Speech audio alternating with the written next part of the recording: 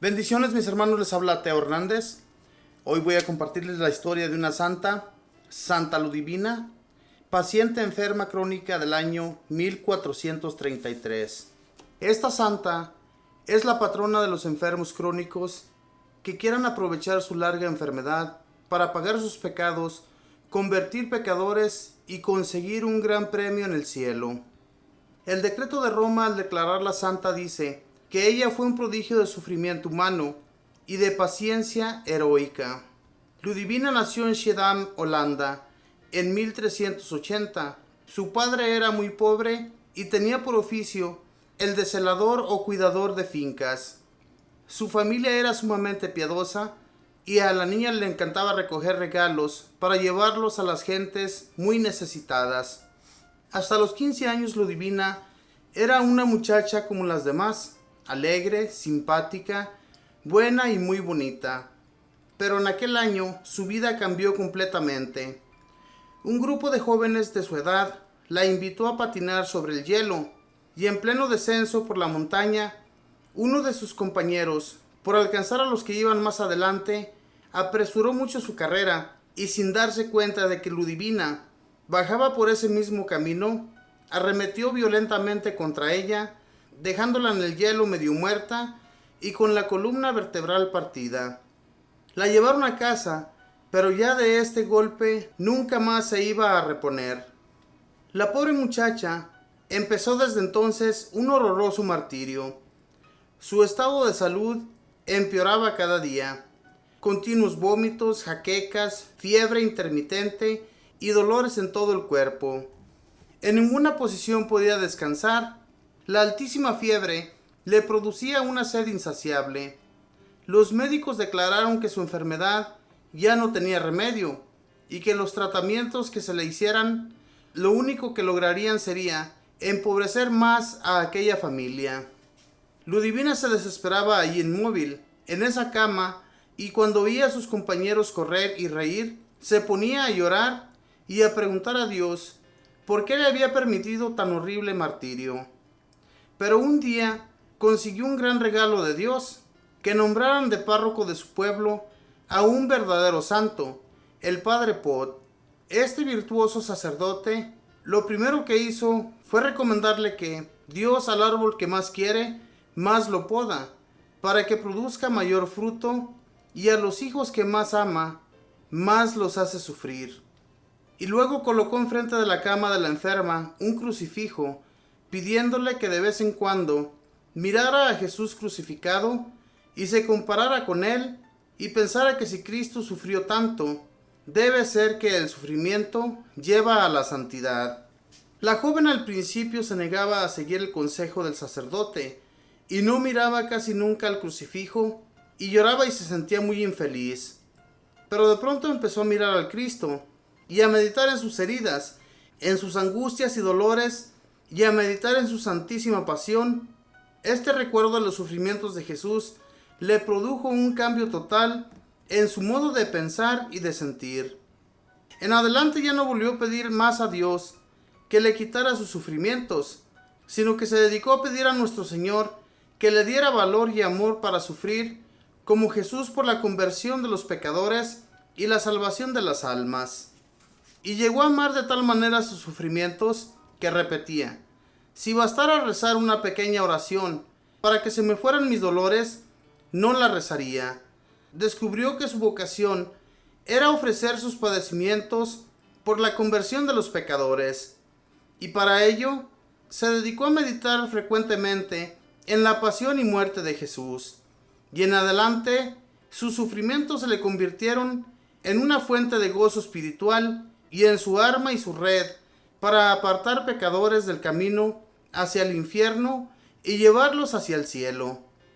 Decía que la Sagrada Comunión y meditación en la pasión de nuestro Señor eran las dos fuentes que le concedían valor, alegría y paz. La enfermedad fue invadiendo todo su cuerpo.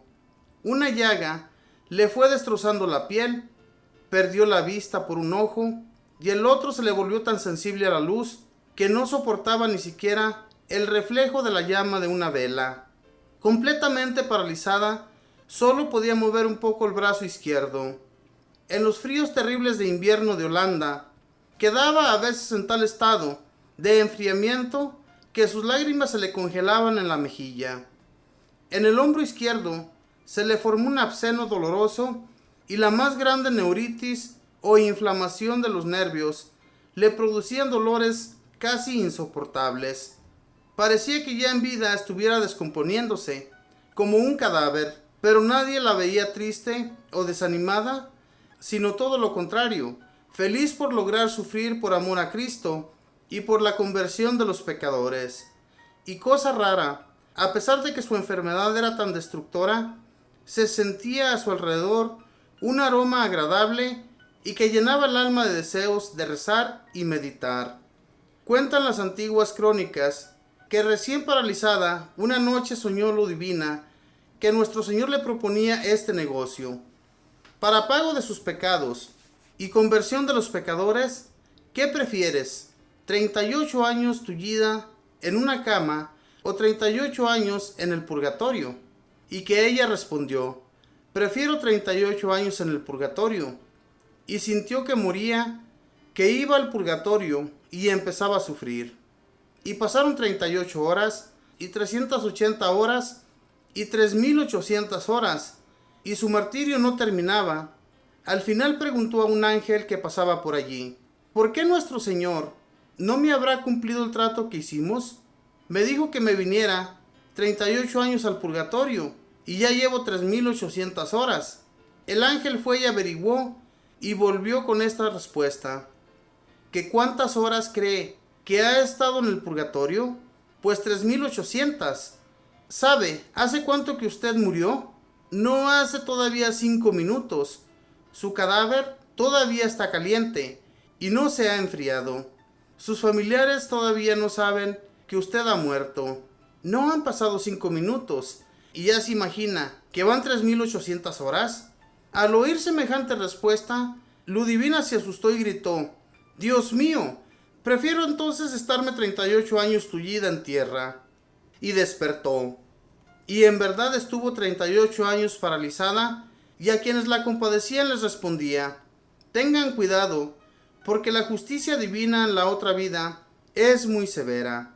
No ofendan a Dios, porque el castigo que espera a los pecadores en la eternidad es algo terrible que no podemos imaginar. Y seguía sufriendo contenta su parálisis para pagar sus propios pecados y para conseguir la salvación de muchos pecadores. En 1421, o sea, 12 años antes de su muerte, las autoridades civiles de Schiedam, su pueblo, publicaron un documento que decía, certificamos por las declaraciones de muchos testigos presentes que durante los últimos 7 años Ludivina no ha comido ni bebido nada, y que así lo hace actualmente. Vive únicamente de la Sagrada Comunión que recibe. Durante los primeros años de su enfermedad, podía tomar algunos alimentos, pero después, durante los 19 años de su vida, ya no volvió a comer ni a beber. Su único alimento era la Sagrada Comunión. Nadie se ha logrado explicar este prodigio. Santa Ludivina, paralizada y sufriendo tan espantosamente en su lecho de enferma, recibió de Dios los dones de anunciar el futuro a muchas personas y de curar a numerosos enfermos orando por ellos. A los 12 años de estar enferma y sufriendo, empezó a tener éxtasis y visiones. Mientras el cuerpo quedaba como sin vida, en los éxtasis conversaba con Dios, con la Santísima Virgen y con su ángel de la guarda.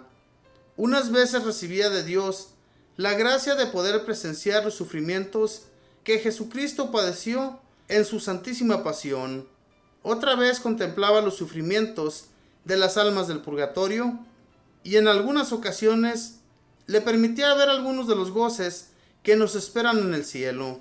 Dicen los que escribieron su autografía que después de cada éxtasis se afirmaba más y más en su vocación de salvar almas por medio de sus sufrimientos ofrecidos a Dios, y que al finalizar cada una de estas visiones aumentaban los dolores de sus enfermedades, pero aumentaba también el amor con el que ofrecía todo por nuestro Señor.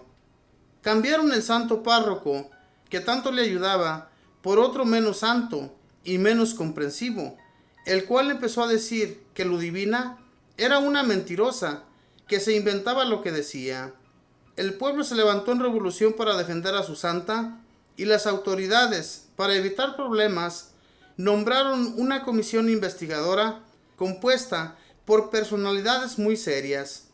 Los investigadores declararon que ella decía toda la verdad y que su caso era algo extraordinario que no podían explicarse sin una intervención sobrenatural. Y así la fama de la santa creció y se propagó. En los últimos 7 meses, Santa Ludivina no pudo dormir ni siquiera una hora a causa de sus tremendos dolores. Pero no cesaba de elevar su oración a Dios, uniendo sus sufrimientos a los padecimientos de Cristo en la cruz. Y el 14 de abril de 1433, día de Pascua de Resurrección, poco antes de las 3 de la tarde, pasó santamente a la eternidad. Pocos días antes, contempló en una visión que en la eternidad le esperaban tejiendo una hermosa corona de premios, pero que faltaba todavía un pedacito para terminarla. En esos días llegaron unos soldados que le insultaron y la maltrataron.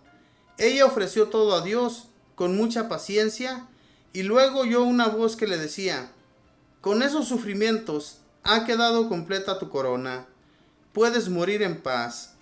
La última petición que le hizo al médico antes de morir fue que su casa la convirtiera en un hospital para pobres. Así se hizo, y su fama se extendió ya en vida por muchos sitios, y después de muerta, sus milagros la hicieron muy popular. Tiene un gran templo en Schiedam. Tuvo el honor de que su biografía la escribiera el escritor Tomás de Kempis, el autor del famoso libro La imitación de Cristo.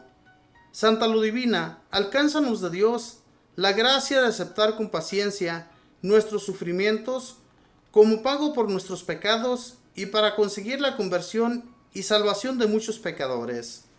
Esta fue la historia de Santa Ludivina, una mujer que sufrió muchísimos años en cama. Los primeros años sí renegó de ello y le preguntaba a Dios por qué le había permitido tan graves padecimientos. Sin embargo, mis hermanos, este sacerdote tan santo que llegó ahí a ese pueblo, que se hizo el párroco del pueblo, le dijo a ella que Dios al árbol que más quiere, más lo poda, y a las personas que más ama, son las que más sufren.